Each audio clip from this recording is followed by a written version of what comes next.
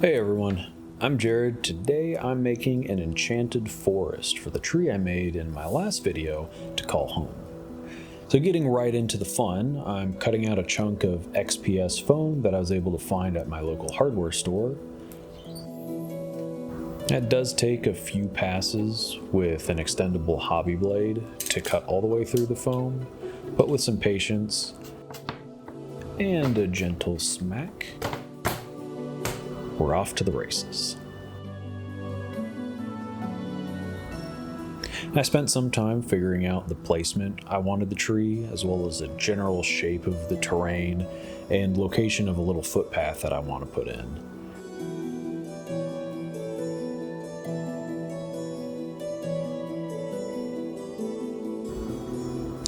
And with everything marked up, we can get to cutting. So I started using a foam cutting tool. It wasn't quite long enough for the cuts I wanted to make, so I opted just to use my hobby knife. A hot wire cutter probably would have made this part easier, but my hobby blade worked just fine. I want the scene to slope upwards and to the right a little bit more, so I cut off a smaller chunk of foam and start rounding off the edges.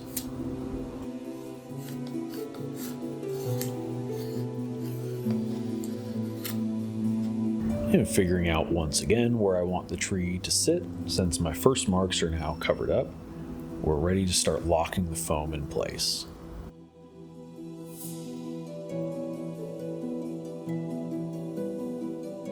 But before that, I have to throw up some arcane hand signs to peer into the future, and make sure I have enough space to put the pieces I plan to sculpt in my next videos. Yeah, it looks good. With a bit of super glue, the foam is forever fused together. Now, I'm not sure if there's a better or worse type of glue for working with XPS foam, since this is the first time I've used it, but what I had on hand seems to work just fine.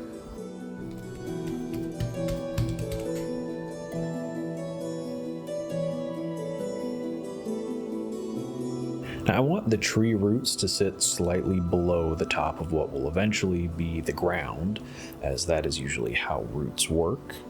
So I'm outlining where I'll need to remove some of this extra foam. Now, breaking out that cheap foam cutter I talked about earlier, I can just melt along the lines. But since melting foam is putting off some less than pleasant smoke, I decide it's probably smart to grab my respirator.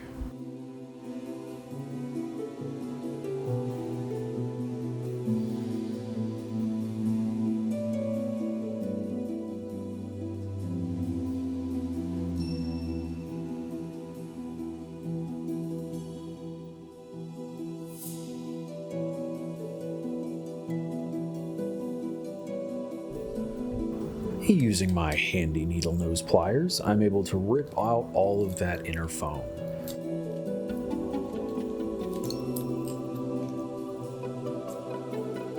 And I also dig out a bit more at the edges to make room for the ends of the roots. Now, one final tree fitting to make sure everything sits just how I want, and we're ready to make some dirt.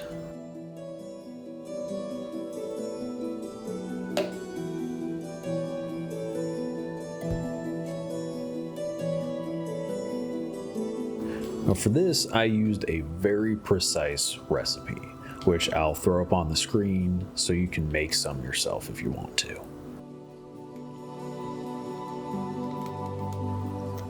Now, I could have used some terrain paste like Sculpting, but all I could find locally was some plaster of Paris. So mixing that, some dirt sand mix that I always keep handy, a bit of cold water, and some paints, we get the next best thing. Maybe.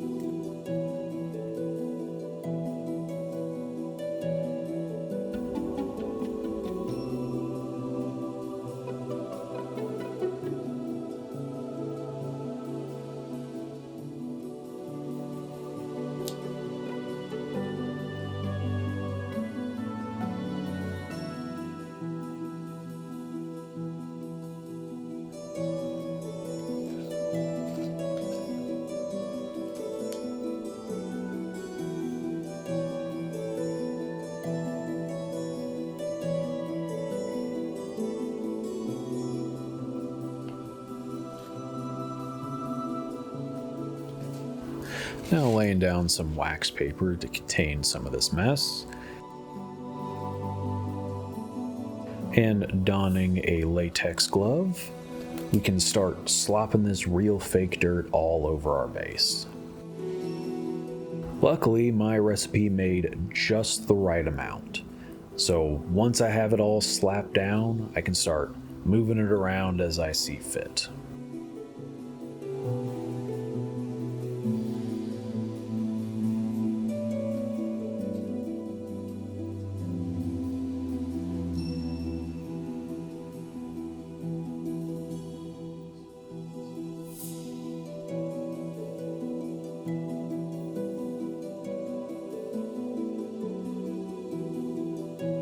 Trying to make sure to hide any of the more obvious finger marks I'm leaving behind as I go.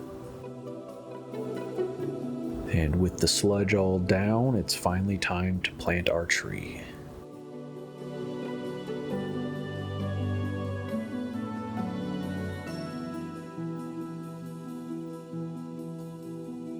And blending in the spots where root meets dirt with ye old faithful junk brush.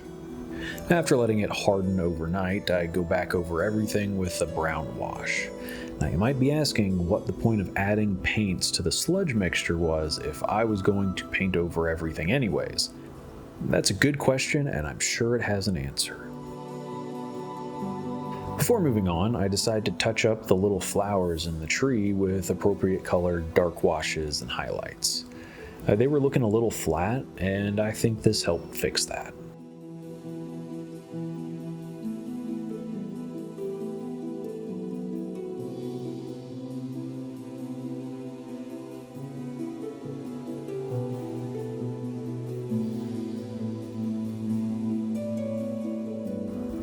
Now back to the base, I start defining where I want a little footpath to go, as well as coloring in what will eventually become a little creek. Now, using some watered down Mod Podge, I fully cover my footpath and grab my always handy bucket of dirt. Now this will give the path a finer texture than the surrounding dirt. You just have to remove some of the unwanted larger chunks before it dries. Now knowing the glue layer won't be enough to hold everything down, I give it a quick misting of isopropyl alcohol and some more watered down Mod Podge. And thus begins the most tedious part of the project, the repeating cycle of gluing stuff down and waiting for it to dry. Now here I'm using some blended turf from Woodland Scenics. This will be my first layer of grass. We'll slowly build up different layers, different colors, different textures to add a little bit of variation and an interest. As not to anger my tree, I opt out of flipping it all upside down to shake off excess turf, and instead cover the end of my vacuum hose with an old dress sock. This was actually quite successful at collecting all of the loose turf to be saved for later. Now dabbing on more watered down Mod Podge, I'm building up some textural and color variation using a thicker foam flocking. And being a bit more deliberate with where I'm placing it to avoid having to vacuum up excess later.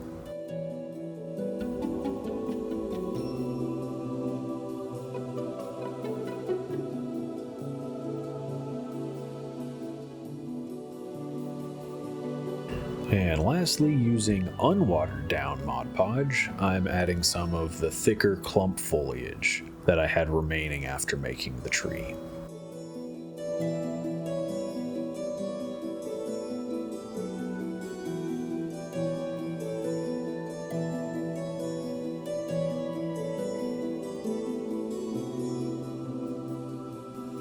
As I said earlier, at this point, my goal is to build up layers of greenery and these little details to give the scene as natural a look as I can.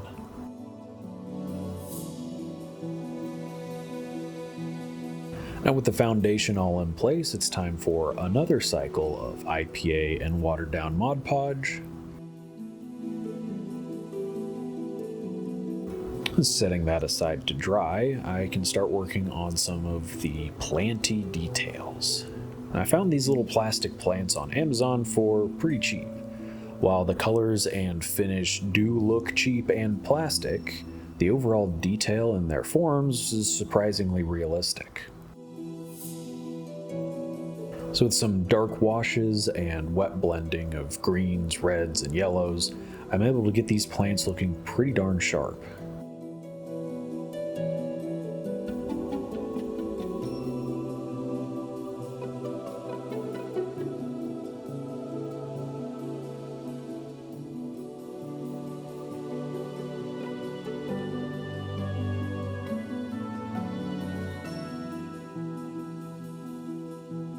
And just to reassure myself that this is not 2 hours wasted, just look at that difference.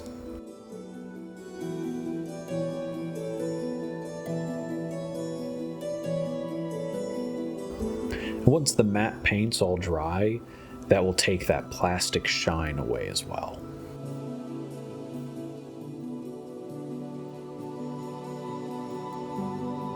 Now, pulling from my assorted box of mosses, I'll be using some dried reindeer moss next to make some bushes.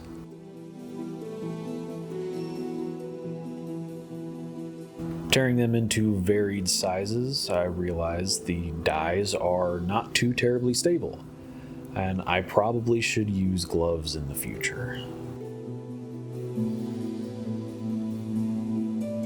I give the moss the old 1-2 spray down.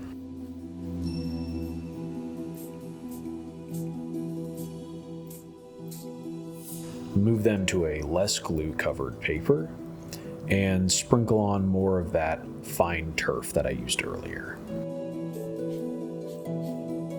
And one drying time later, I can repeat the process once more.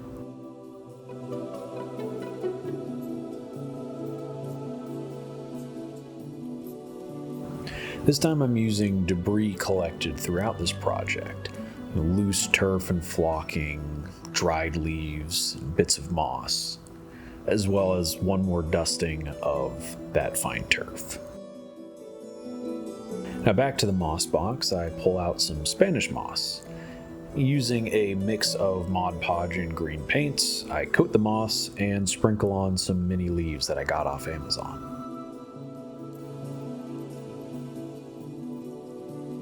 Now, once dry, they're a bit too rigid, which makes adding them into the diorama a bit of a hassle.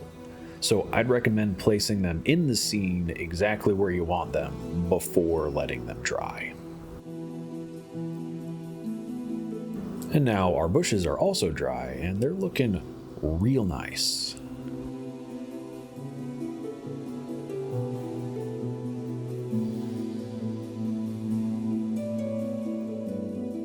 Now, after playing around a little bit with where I want the bushes and the vines to go, I start gluing them down.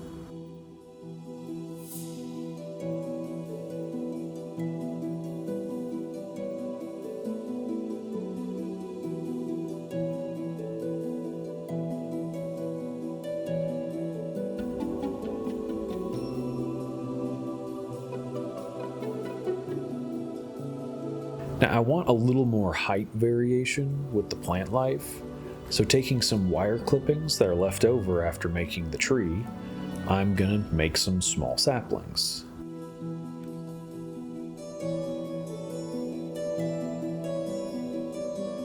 So starting with a small cluster of wires, leaving one wire longer at the bottom, which will help me attach the saplings to the base when they're done. I twist them until they start looking like little trees.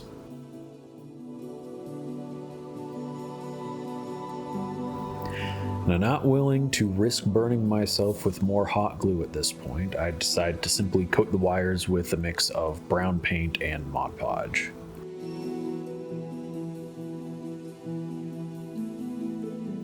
And while the paint glue mixture is still wet, I just place on some of the leftover moss bushes that I made earlier.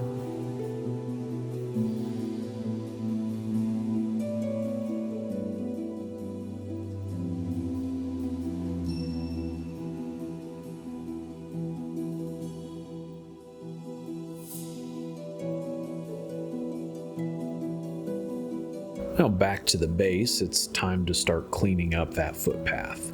And here I'm just layering on progressively lighter browns and tans until I have a nice, well-traveled look that I'm happy with. Now before adding the UV resin to our little creek, I brighten up that blue just a little bit more. This color will show through the resin once it's dry, and I want it to look like water, not mud. Working in layers, I fill in the creek with UV resin, curing each layer with my black light as I go. If I try something like this again, I'll probably opt to get a slightly bigger black light.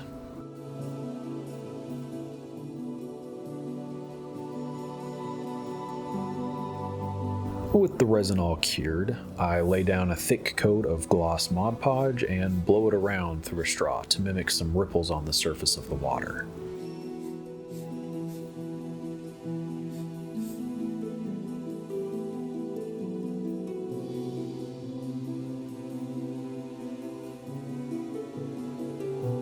Using my pin vise, I start drilling some holes throughout the terrain to finally add in all my lovely painted plants and saplings.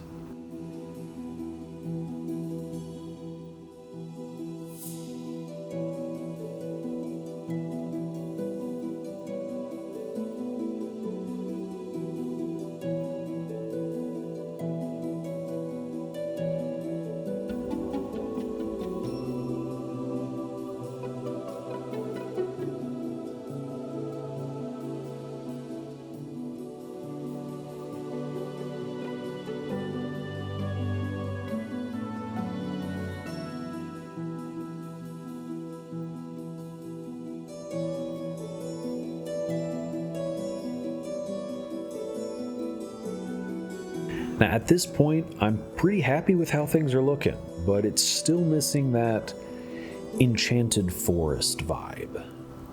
So digging up an old pack of air-dry clay, luckily not all hardened yet, I pinched together a handful of little mushrooms.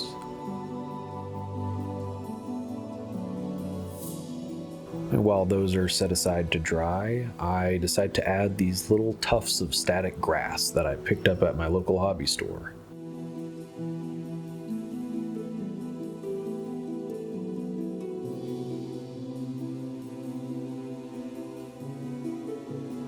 It's at this point that I'm starting to think to myself, am I getting close to hitting less is more?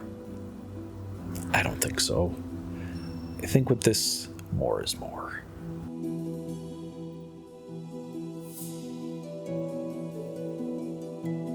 And back to the mushrooms. Now my goal with these was to add in some nice vibrant pops of color to the diorama. Color besides green, that is. Now, while I paint away, I want to take some time and talk about Crafting for Hope, the reason why I'm making this project. Crafting for Hope is a charity art challenge, fundraising in support of childhood cancer research through St. Jude. With a niece who beat childhood cancer, this was a challenge I just couldn't say no to. If you're interested in learning more about the charity event, I've included links below to the website, the kickoff video, and the donation page. Any amount donated is greatly appreciated and will be going towards an amazing cause. Submissions for the challenge close on December 31st, so if anyone cares to join in just for fun, the clock is ticking, but you still have plenty of time.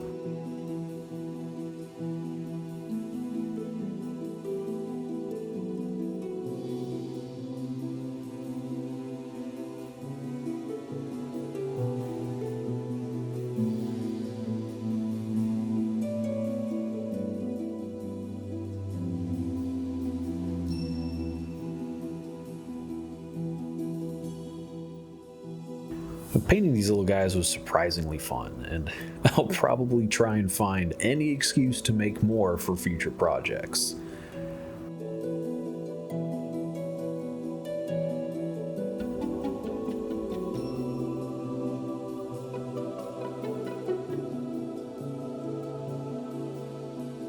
But with painting all done, we can start popping them in place. And for the ones that are a little closer to the front, I decided to add a little bit of flocking to hide the gap between the mushroom and the base, make it blend a little bit more seamlessly.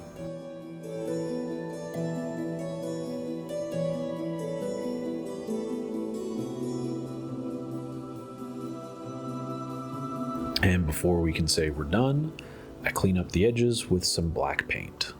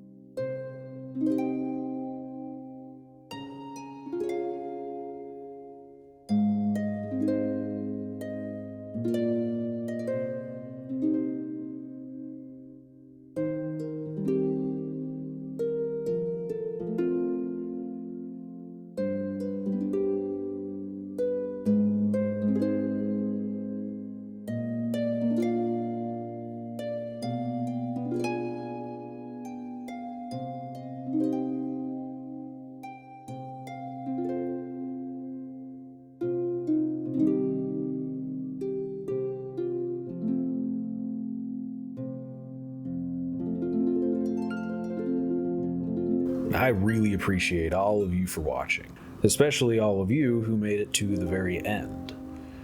Now, this project isn't quite done yet. Next time I'll finally be breaking out some actual clay and we'll add in our main characters. Now, once again, I encourage you to check out Crafting for Hope and consider donating if you're able. It's a small charity event, but has quite a lovely community building up around it, and we'd all love to see you all join in.